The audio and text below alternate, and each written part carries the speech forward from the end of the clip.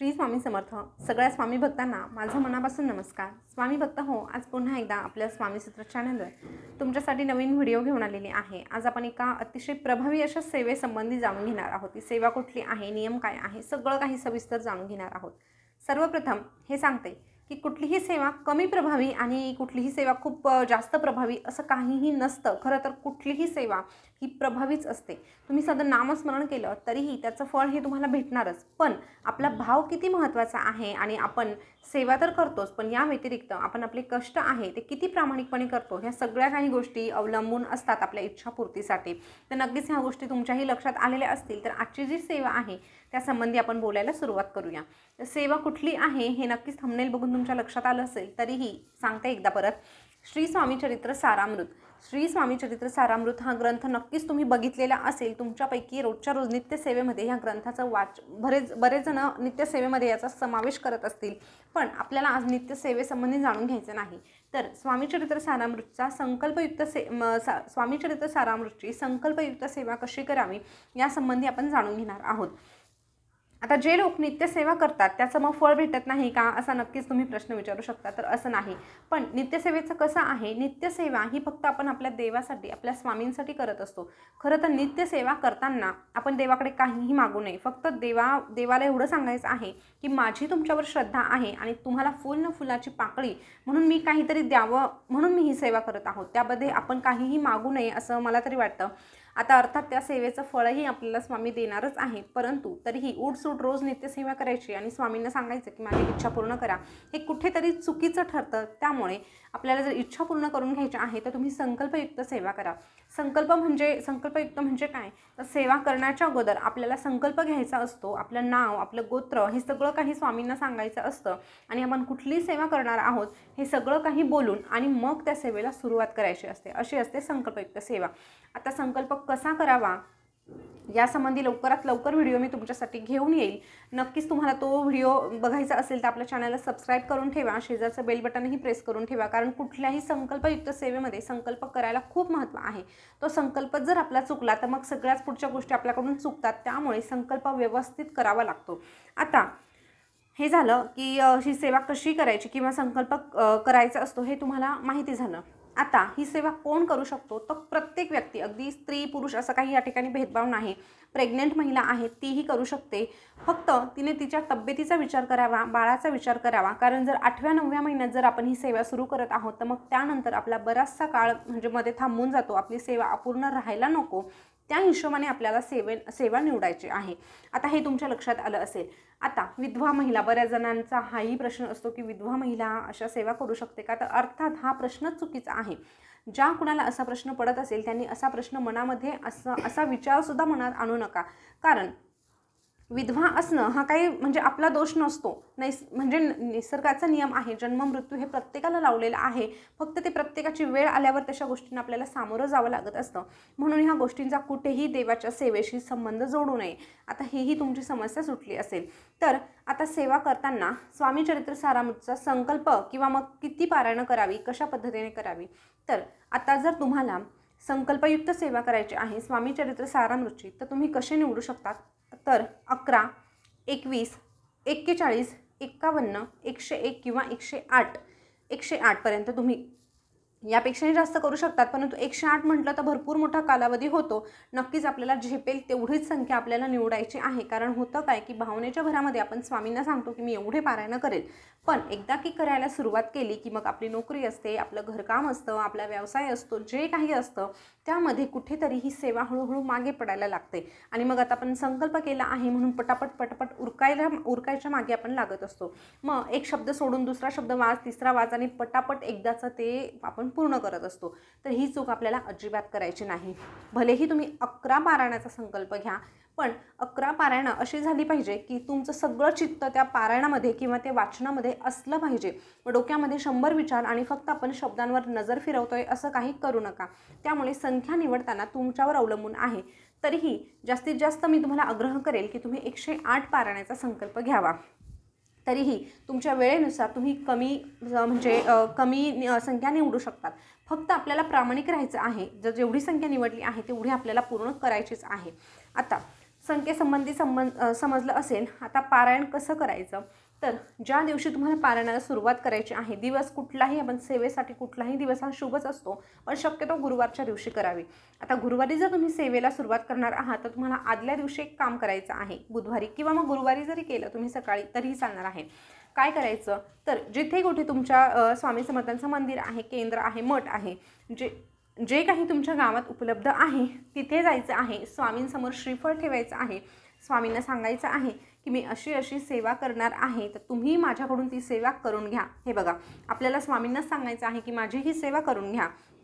आपण फक्त मनामध्ये आणलं ना की मला सेवा करायची आहे, तर ती सेवा कशी पूर्ण करून घ्यायची याची जबाबदारी देखील स्वामी घेत असतात. आणि ही जबाबदारी आपण स्वामींच्या अंगावर टाकून मोकळं व्हायचं आहे आणि मग घरी येऊन आपल्याला सेवेला सुरुवात करायची आहे.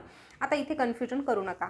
हा तुमचा संकल्प होत नाही. मंदिरात कधीही संकल्प घ्यायचा नसतो. संकल्प हा आपल्या घरीच येऊन घ्यायचा असतो.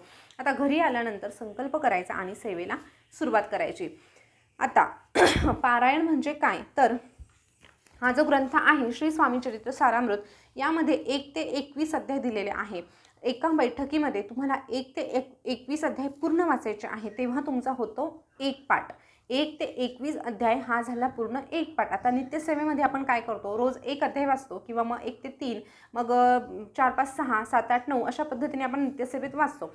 पण संकल्पयुक्त सेवेमध्ये आपल्याला हा ग्रंथ एका बैठकीमध्ये एका दिवसाला संपूर्णतः एक वाचायचा आहे. आता हा जर ग्रंथ तुम्ही बघितला ना, तर यामध्ये अगदी छोटे अध्याय दिलेले आहे. तुम्हाला दाखवते. हा पहिला अध्याय आहे, इथे सुरू झालेला आहे आणि त्यानंतर इथे लगेच संपलेला आहे. म्हणजे अगदी 2 ते 2.5 पानं भरलेली आहे.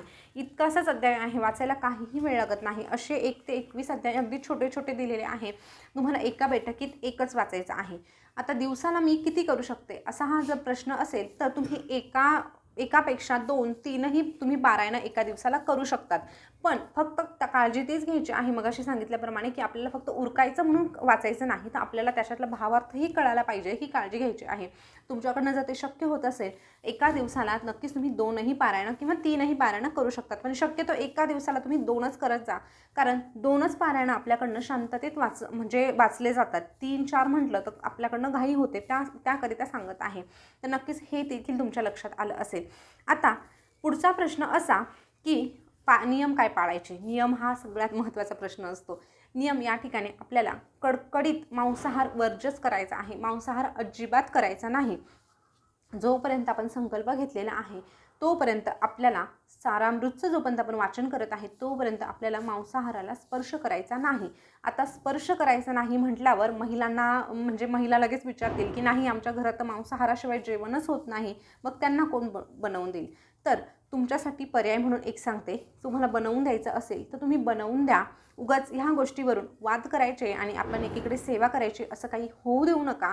तुम्हाला तुमच्या घरच्यांसाठी बनवायचं आहे, तुम्ही बनवून द्या, पण तुम्हाला मात्र ते खायचं नाही. आता म्हणाल की स्पर्श करायला नाही बोलतात आणि एकीकडे बनवायला लावतात. हे बघा, महिला आहे, आपली जी कर्तव्य आहे ती सोडून आपल्याला वागता येत नाही. त्यामुळे तुमचं जे कर्तव्य आहे ते तुम्ही करा, पण सेवेला मात्र तुम्ही अजिबात सोडायचं नाही. सेवाही करायची आहे, पण तुम्ही मांसाहार खायचा नाही असं कारण देऊ नका की मग घरच्यांनी खाल्लं मग मला खावं लागलं, असं कारण अजिबात या ठिकाणी चालणार नाही. जोपर्यंत सेवा चालू आहे तोपर्यंत मांसाहार पूर्णतः बंदच करायचा आहे. ब्रह्मचार्याचं म्हणाल तर ब्रह्मचार्याचं या ठिकाणी तसं बंधन नाही, कारण ही जी सेवा आहे ती संतती प्राप्तीसाठी देखील केली जाते. तर नक्कीच या ठिकाणी ब्रह्मचार्याचं तसं आपल्याला नियम नाही, फक्त गुरुवार मात्र आपल्याला आवर्जून पाळायचं असतो. आता तिसरा नियम असा, बाहेरचं खाणं पिणं तर शक्यतो टाळावं. पण अगदीच वेळ प्रसंगी आपल्याला बाहेरचं खावं लागलं तर खाऊन घ्यावं, तशी काही हरकत नाही. इथे काही तसा फारसा कडक असा नियम नाही. सारामृत सोपं का आहे याच्यासाठी सांगत आहे की याचे नियम फार कडक नाही. त्यानंतरचा पुढचा नियम कांदा लसूण वगैरे ह्या सगळ्या गोष्टी तर नाही. कांदा लसूणचंही या ठिकाणी बंधन नाही, फक्त मांसाहाराचा जो नियम आहे तो मात्र आपल्याला कडकडीत पाळायचा आहे. आता हे पारायण पूर्ण झाल्यानंतर याचा उद्यापन कसं करावं हा एक प्रश्न असतो. उद्यापनाला तुम्हाला फारसं काहीही करावं लागत नाही. जर एखादं जोडपं तुम्हाला जेवू घालायला मिळत असेल तर तुम्ही त्यांना घरी बोलवा, त्यांना जेवू घाला. देवाला जसं नैवेद्य करतात, म्हणजे जे काही स्वामींचं आवडीचं आहे, जसं की स्वामींना पुरणपोळी आवडते, बेसनाचे लाडू आवडतात, तसा एखादा पदार्थ तुम्ही घरात बनवा आणि स्वामींना नैवेद्य दाखवा. त्यानंतर ज्यांना कुणाला जोडप्याला घरात बोलवलं आहे त्यांनाही जेवायला द्या. अशा पद्धतीने साध्या सोप्या पद्धतीने तुम्ही उद्यापन करू शकतात. या व्यतिरिक्त तुमच्याजवळ जे कुठलं केंद्र मठ असेल त्या ठिकाणी यथाशक्ती काहीतरी दान द्या. म्हणजे दानपेटी तुम्ही साधं 11 रुपये टाकले तरीही चालतं, परंतु जर असेल आपली परिस्थिती चांगली तर नक्कीच आपण त्यापेक्षा अधिकही पैसे त्या ठिकाणी दान म्हणून ठेवू शकतो. तर अशा पद्धतीने आपल्याला हे स्वामी चरित्र सारामृतचं पारायण करायचं आहे. आता ह्या ग्रंथासंबंधी अजून एक शंका सांगते ती अशी की हा जो ग्रंथ आहे हा दिंडोरी प्रणीत केंद्रातला आहे. आता हा जर ग्रंथ तुमच्याकडे असेल तर तुम्हाला जास्तीत जास्त अर्धा तास लागणार आहे वाचायला. पण अशीच एक प्रत अजून आहे की त्यामधले जे अध्याय आहे ते मोठे आहे. आता माझ्याकडे तो ग्रंथ नाही, पण आपल्या जे सबस्क्रायबर आहे त्यांच्याकडून मी ऐकलेलं आहे की ते वाचायला अगदी 2-2.5 तास वाचायला लागतात. तुमच्याकडे जर तो ग्रंथ असेल तर तो वाचला तरीही चालेल. पण जर वेळेचं तसं तुम्हाला काही प्रॉब्लेम येत असेल तर तुम्ही ऑनलाईन दिंडोरी प्रणीत केंद्रातूनच हा जो ग्रंथ आहे तो ऑनलाईन मागवू शकतात. कारण हा वाचायला सोप्पा आहे, सोप्पा तर आहेच आहे, पण अध्याय छोटे असल्यामुळे आपलं वाचन लवकर होतं आणि आपली सेवा लवकर पूर्ण होण्यासाठी देखील मदत होते. मग आता बरेच जण म्हणतात की मग याच्यात आणि त्याच्यात काही फरक आहे का? तर फरक काहीही नाही. फरक एवढाच आहे की ते अध्याय जे आहे त्याचं खूप म्हणजे जास्त विस्तार केलेला आहे आणि हा जो आहे तो संक्षिप्त आहे. आपल्या गुरुमाऊलींनी हा जो ग्रंथ काढला आहे तर याच उद्देशाने काढला आहे की बरेच भाविक असे होते की ते म्हणायचे की नोकरीनिमित्त आम्हाला एवढे मोठे मोठे ग्रंथ वाचणं शक्य होत नाही. मग आपला जो स्वामी भक्त परिवार आहे तो ह्या सेवेपासून वंचित राहत होता आणि त्यांनाही सेवेचा लाभ मिळावा म्हणून त्या मोठ्या ग्रंथातले जे महत्त्वाचे पॉईंट होते ते ह्या ग्रंथामध्ये यामध्ये त्याचा समावेश केलेला आहे आणि अशा पद्धतीची छोटीशी प्रत आपल्यासाठी काढलेली आहे. पण फरक मात्र काहीही नाही. याने जेवढं आपल्याला फळ भेटणार आहे तेवढंच त्यानेही भेटणार आहे. यामध्ये काहीही तुम्ही म्हणजे असं समज करून घेऊ नका की मोठं वाचलं की मोठं फळ भेटतं आणि छोटी सेवा केली की छोटं, असं काही छोटं मोठं काहीही नसतं. पहिल्यांदा सुरुवातीला सांगितलं होतं की सगळं काही आपला भाव कसा आहे यावर सगळ्या गोष्टी अवलंबून असतात. तर नक्कीच या सगळ्या गोष्टी आता मी तुम्हाला सविस्तररित्या सांगण्याचा पुरेपूर प्रयत्न केलेला आहे. तरीही जर तुम्हाला काही शंका असतील तर जरूर कमेंटमध्ये विचारा. अजून एक सांगायचं राहिलं, मासिक धर्म. आता मासिक धर्म आला तर काय करायचं? तर हे बघा, तर तुम्ही म्हणजे तुम्ही पारायणाला सुरुवात केली नंतर मध्ये मासिक धर्म आला तर नव्याने पुन्हा सुरुवात करण्याची गरज नाही. कारण आता मासिक धर्म म्हटलं तर त्या गोष्टी होणारच आहे. मग ते 4 दिवस तुम्ही स्किप करायचे आणि पुन्हा नव्याने सुरुवात करण्याची गरज नाही. पुढचा जो नंबर येईल तिथून पुढे तुम्हाला ही सेवा काउंट करायची आहे. अशा पद्धतीने तुम्ही ही सेवा करू शकतात. तर स्वामी भक्त हो, कशी वाटली माहिती कमेंटमध्ये नक्की सांगा. अजूनही काही शंका असतील तर जरूर विचारा. धन्यवाद.